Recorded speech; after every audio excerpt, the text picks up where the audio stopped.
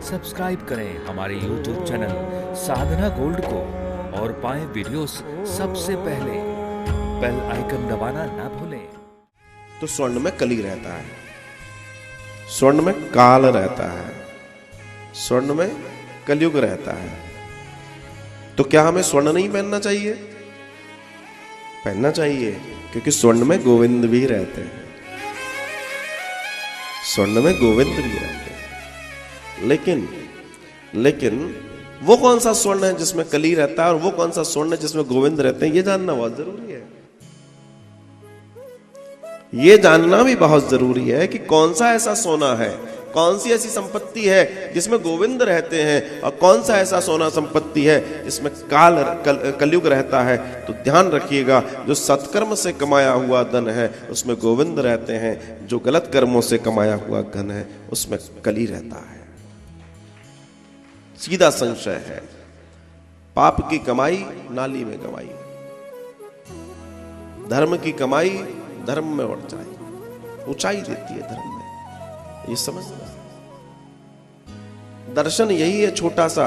मन का कोई कितना भी कर ले, कोई उल्टा सीधा कर ले, एक समय ऐसा जरूर आता है जब वो हिसाब बराबर कर देता है। साहब 1 सेकंड लगता है उसको हिसाब बराबर करने में, 1 सेकंड तो बहुत होता है, आदमी संभल भी नहीं पाता।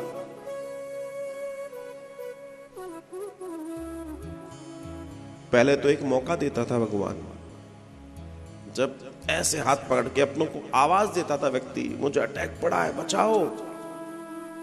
अब तो वो भी समय गया, अब तो बैठा बैठा खड़ा खड़ा, उसको भी नहीं मालूम होता कि क्या, वो जिसको साइलेंट अटैक बोलते हैं, वो तो सेकंड्स भी नहीं दे रहा, 5 सेकंड होते हैं उसके पास, क्या कर लेगा कोई 5 सेकंड में।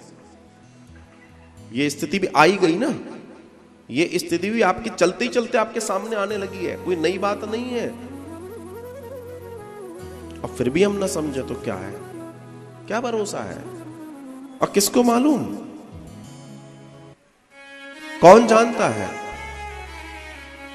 कि सांस कब टूट जाए। किसी को मालूम हो तो बताएं।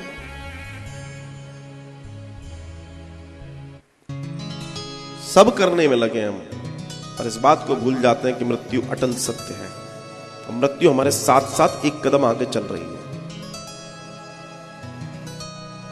और मृत्यु की इस सच्चाई को जिसने जान लिया, वो कृष्ण के करीब बहुत जल्दी पहुंच जाता है, क्योंकि उसको जानने का मतलब ही है मृत्यु को जान लिया, कि मृत्यु अटल सत्य है। और जिसने सत्य को जान लिया, फिर वो अपनी तैयारियों में लग जाएगा। इसको मालूम ही नहीं है वो तैयारी क्यों करेगा, इसको मालूम ही नहीं है वो तैयारी क्यों करेगा। जिसको मालूम पड़ जाता है वो तैयारी करता है। अपनी तैयारियों में लग जाइए, न जाने किस घड़ी जिंदगी की शाम हो जाए। ये हम सब जानते हैं किसी एक घड़ी हमें मरना है, पर हम में से कोई नहीं जानता वो घड़ी कौन सी होगी। जब नहीं जानते तो तैयारी करके रखो, अगर नहीं जानते तो तैयारी तो करके रखना चाहिए। हम किस मद में हैं, किस एहसास में डूबे हुए हैं, कल्पना करके देखना पड़ेगा, समझना पड़ेगा। लेकिन वो एक जो पैर था जिसपे ये सब कुछ टिका हुआ है, वो सत्य का था। 3 बैल के पैर कट चुके थे, सत्य टिका हुआ था।